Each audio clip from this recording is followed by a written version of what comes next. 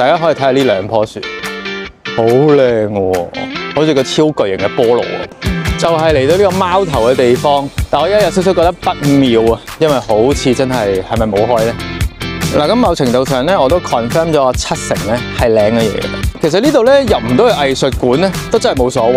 呢度係好多超巨型嘅藝術展覽品㗎。今次呢個感覺，我覺得好得意，即係你而家好似行緊一個喺路邊嘅藝術館一樣。即係我想講，我真係未嚟過一個地方咧，係周圍都係咁多壁畫，然後全部都喺民居附近咁樣。咁多位同學大家好啊！咁啊，歡迎嚟到鐵道遊嘅第4集啦，已經係眨個眼去到第4集啦。咁咧，今日就喺蘭波出發去呢一個北加河屋站。咁啊，嗰度我上網睇咧，好似都幾多同藝術有關嘅一啲建築物啊，或者係一啲展覽咁樣樣。咁所以而家就準備出發啦。咁今日咧就會喺呢個 JR 蘭波站啦。啊，對你唔住，係蘭波站，唔係 JR 蘭波站。咁就會坐呢個4卒條線，即係玉竹白池呢條線啦。嗱，就係藍色 Y 字頭呢一條線啦。咁基本上平時呢條線咧，我係非常之少坐嘅，因為我平時去嘅地方好少坐到呢條線。咁呢條線應該以我嘅理解咧，算係大阪裏邊數一數二短嘅地鐵線嚟嘅，因為好似成條線咧，我冇記錯嚇，好似都係10個站鬆啲嘅。咁喺呢度出發去咧，其實都係好近嘅啫。如果你話連埋行路啊成啊，其實都唔會超過半個鐘已經去到我想去過一啲類似藝術館啊，或者一啲比較藝術氣息嘅街道。所以你哋如果睇完呢條片有興趣嚟嘅話咧，其實應該都唔會太麻煩嘅。即係蘭波出發都係半粒鐘左右嘅啫。嗱，咁大家可以睇下呢個路線圖啦，就真係幾短嘅，應該係夾埋係11個站嘅啫。咁所以我而家咧就向呢個住之江公園嘅方向進發啦，就會坐去尾二嗰個站北加河屋，非常好，係啱啱走車嘅。拜拜。咁而家就係平日嘅1點時間34分，啱啱走一班車，咁都係等6分鐘，唔會太耐。嗱，咁我望下 Google 咧，咁一陣間去到北加河屋之後咧，應該喺西個閘口嗰度，然後咧就經呢個4號出口離開。咁啊，行大概5至10分鐘到啦，因為其實嗰一帶咧已經係我上網見到啊，會好多藝術建築物啊，或者係一啲比較特別啲靚啲嘅地方，可以去周圍 hea 下行下。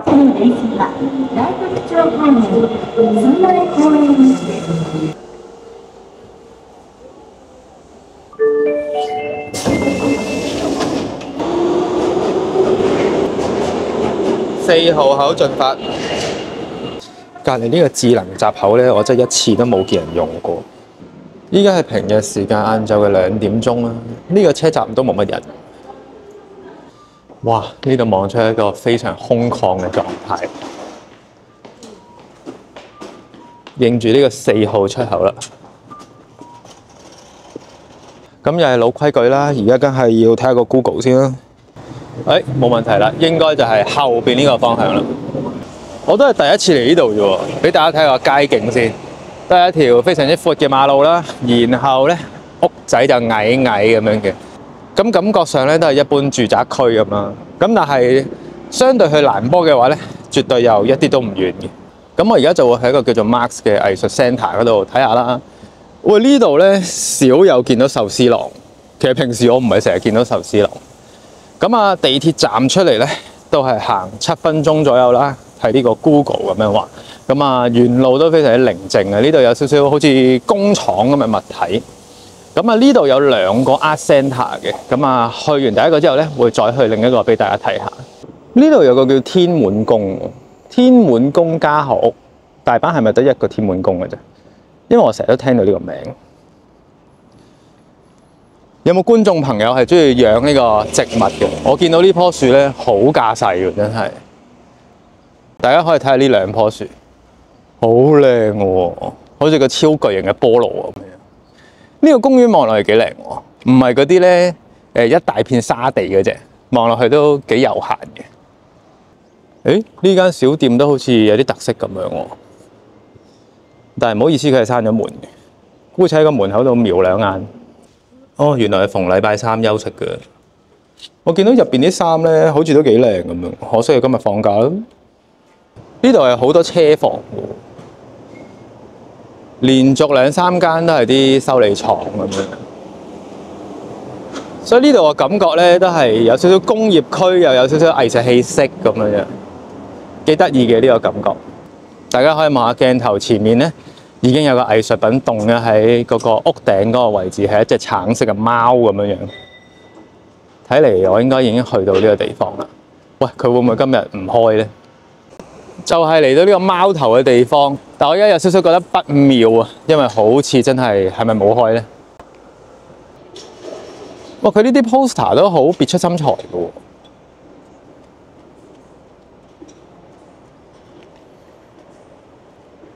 好得意喎啲 poster， 貓貓主題。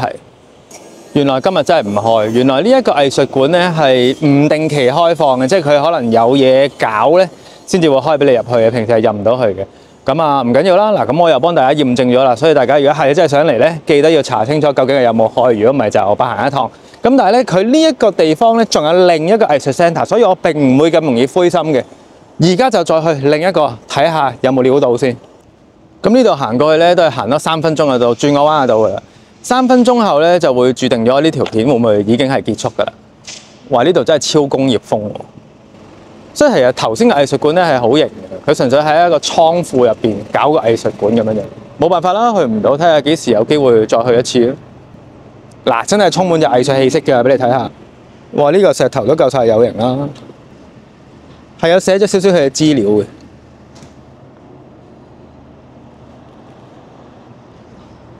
哇！全部石頭咧都係有個人樣喺度嘅喎，藝術感得嚟咧，其實係有少少恐怖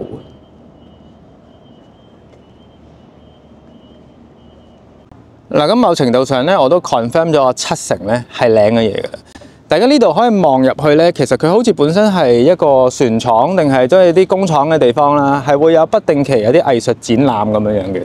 咁所以而家好不幸地，亦都係冇開放嘅，亦都係冇嘢睇㗎啦。咁但係咧，都唔係話完全冇嘢睇嘅，我哋可以睇下啲壁畫啦。嗱，呢度啲壁畫咧都非常之靚嘅，同我早幾日去大正嗰個地方咧，都係有好多街頭壁畫，咁啊都幾特別嘅。雖然呢2個藝術中心就入唔到去啦，咁但係其實我上網見到呢度都仲有啲特色嘅建築物啊。啲外牆上面啊，係會可能有啲壁畫，都可以帶大家過去供下望下啦。嗱，呢度又係另一個系列嘅壁畫。哇！呢啲全部都係可愛造型嘅。呢隻係老鼠定係狗咧？但係佢又楞咗落去，應該係睇隻腳咧，應該係雞嚟㗎啦，係咪啊？全部都非常之有創意㗎喎。但我當然係唔會咁易放棄啦，所以咧，我頭先上網 check 過咧，有個地圖咧係教你點樣沿路去行咧，睇街邊嗰啲藝術嘅。所以而家呢度咧已經有個巨型嘅鱷魚喺度，呢度有個巨型嘅鱷魚喺度都幾得意嘅。嗱，呢啲啊真係打卡位啦。咁我而家就會沿住呢度一路去發掘下啲路邊嘅藝術先。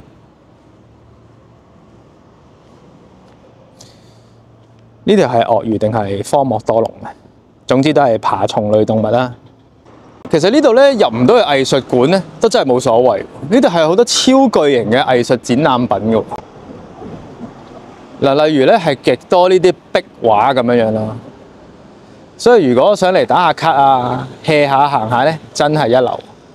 因為我而家咧就喺度睇緊呢一個網上面一個地圖啦。咁啊喺附近咁樣行嚟行去咧，起碼都有40個呢啲咁嘅街頭藝術可以走去望下。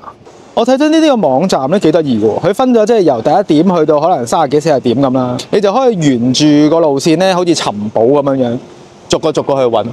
嗱，呢度真係周圍都係graffiti喎，我估唔到呢個工廠區咁鬼有藝術氣息嘅，值得嚟呢度好似尋下寶咁樣，幾得意喎！真係踏破鐵鞋無覓處，我想講呢一間 Lupia 咧，就係平時我最中意嚟買餸呢一間，原來就喺呢度附近。而家好似尋寶咁啊！一路去揾呢啲壁畫啊，有啲藝術氣息嘅感覺。嗱，咁啱啱咧嗰個地方咧就係第11個藝術品。咁我而家向緊第12一路行過去啦，沿住佢呢條路咁樣應該死唔去。就例如好似呢啲窗口咁咧，無厘頭都會有幅畫喺度嘅。今次呢個感覺我覺得好得意喎，即係你而家好似行緊一個喺路邊嘅藝術館一樣。佢又唔係話真係有個藝術館俾你行入去，但係咧嗰啲藝術品咧全部好似隱藏喺條街度。啱啱呢個好搞笑，鏡頭咧唔知睇得清唔清楚。其實咧佢就用一個好淺嘅兩個人影咁咯。呢啲細節位咧，你真係不能夠不佩服啲日本人。嗱，行下咧，又見到一個啦。喂，呢個好似細個食珍寶珠咁嘅藝術品喎。佢入邊係咩嚟嘅咧？我入邊都係啲小朋友玩具咁啦，乜都有啲啦。總之色彩繽紛，有啲好似 LEGO 咁嘅物體。嗱，咁啱啱呢一個咧，就只係喺個網站裏邊咧，係第15個景點啦，總共大概有40個度。但係好得意嘅喎，啲景點咧全部都係非常之密集嘅，即係可能你行前半條街咧，又有一兩個畫啊或者藝術品俾你望一望咁。行下見到呢間鋪頭好勁喎，千島文化食堂，俾大家望下佢個鋪頭。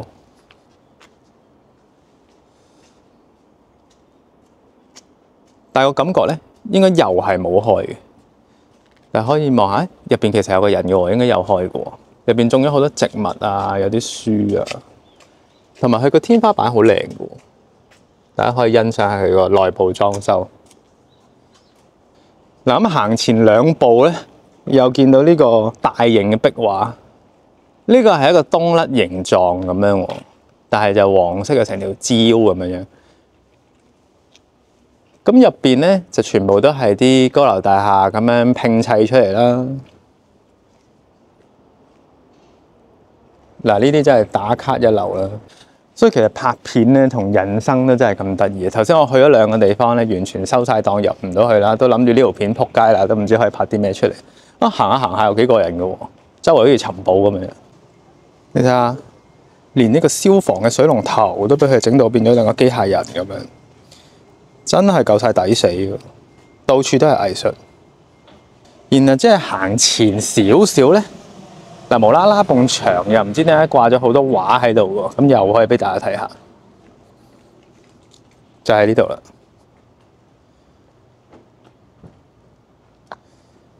呢個區域真係好搞笑，我都唔知喺條片度講搞笑講咗幾多次，但係真係好特別。其實呢度俾我感覺咧，佢嘅藝術氣息咧，真係同我之前介紹第一集啦，第一集嘅鐵道遊鍾奇丁咧，真係有得揮。不過咧個分別就係呢度鋪頭相對咧就冇咁密集，冇咁多嘅，但係都極度有藝術氣息咯。嚟睇下周圍，呢度真係周圍都係壁畫，大家可以欣賞下啲壁畫。又有一個巨型嘅壁畫，即係我想講，我真係未嚟過一個地方咧，係周圍都係咁多壁畫，然後全部都喺民居附近咁樣樣。哇！嗰邊又有個大型嘅裝置藝術啊，同埋全部呢啲都係隱藏喺民居裏邊啦，即係可能無啦啦就會有個藝術品彈出嚟咁。呢一間咖啡屋咧，我上網見到都好多人會嚟打卡嘅，但係今日依然都係冇開嘅。平時賣咖啡應該就喺呢個窿度賣嘅。喂，佢請弟子喎，有興趣可以嚟見個工喎，大家有需要嘅話。呢度嘅感覺咧，好似你有埲牆唔畫畫係唔得咁樣，必定點都要畫啲嘢上去。哇！啱啱我都爭啲 miss 咗。哇！呢個好巨型嘅一個壁畫喎，呢個區真係咩料啊？咁神奇嘅真係，大家可以睇下對面呢個鋪頭。對面呢個鋪頭咧，成個森林咁樣喎，俾大家望清楚對面呢個森林咁樣嘅鋪頭，係咩鋪頭嚟嘅咧？呢個應該係一個 hostel 青年旅館嚟嘅。我行咗咁耐咧，就係揾佢啦，就係揾呢個冷氣嘅散熱器。真係只要你有心，乜嘢都可以係藝術。突然之間，我身後嚟咗一堆好有型嘅電單車騎士咧，佢哋係特登嚟呢度影相。咁依家眨下眼咧，已經去到我第29個景點啊！又係一幅巨型嘅壁畫。咁今次呢幅咧係一隻馬嚟嘅。大家可以望清楚。嗱，前面呢個咧嚟緊第30個呢個藝術品咧，應該係第30號嘅藝術品，就唔係一個壁畫啦，係一個大型嘅頭像。哇！我前面仲見到架倫敦巴士添，就係前面紅色嗰架。轉頭過嚟俾大家睇下，我而家去睇咗個頭像先。哇！隱藏喺民居裏邊呢個巨型嘅頭像，大家可以望下啲眼睫毛咧，栩栩如生。呢個地方實在係太神奇啦！我非常之建議大家，如果時間充裕嘅話咧，真係可以嚟呢個北加河睇下，幾特別嘅。佢仲有少少嘅簡介喺度啦。好啦，咁而家出發咧，去睇翻架雙層巴士先。咁呢度咧就有架露營車咁咯。咁但係咧呢一個 area 咧，好似已經係被封住咗咁樣樣。咁跟住見到前面就有架雙層巴士啦。其實就冇乜特別啊，呢個位係唔知點解喺日本無厘頭有架雙層巴士喺度啫。咁然後遠少少嗰個咧，嗰個係其中一節嘅火車嚟嘅喎。轉眼又嚟到咧，我見咁多個壁畫咧，我上網睇我就覺得呢一個係最靚嘅。但係上網望嘅時候咧，啲顏色係鮮豔啲嘅，咁可能經過咗時間嘅洗禮啦，都已經褪褪地色。但係非常之靚嘅又係，呢度係好值得打個卡嘅。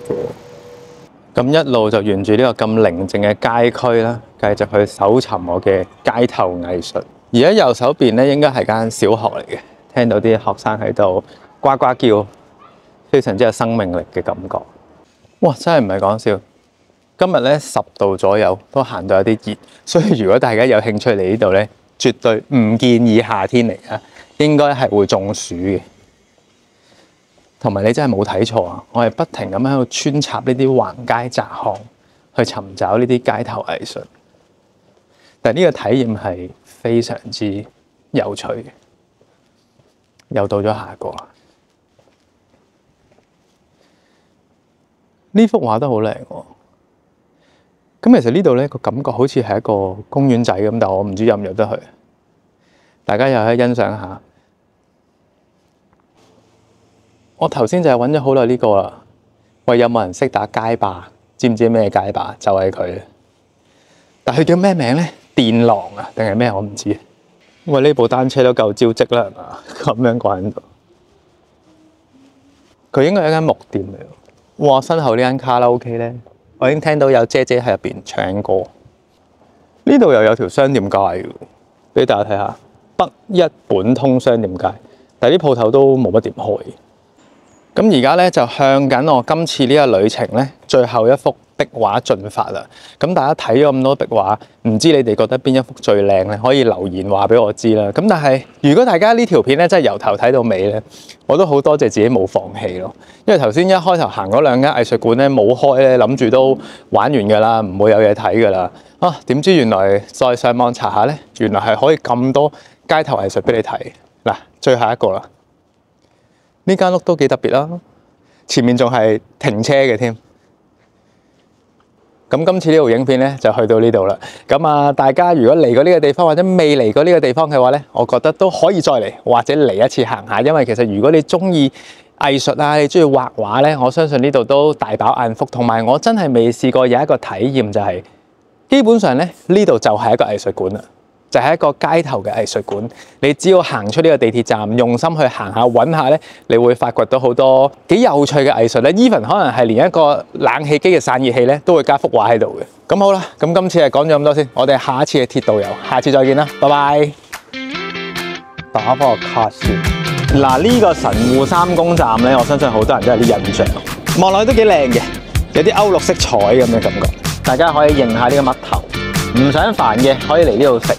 大家可以睇下呢一架車，哇！呢架係30嚟嘅，園丁一高格嗱，望落去都夠晒古色古香啦，係嘛？嗱，呢啲位平時你哋嚟旅行咧，真係應該都唔會見到噶啦。嗱，咁喺呢個角度咧，俾大家再欣賞下呢架 D51型嘅蒸汽火車啦。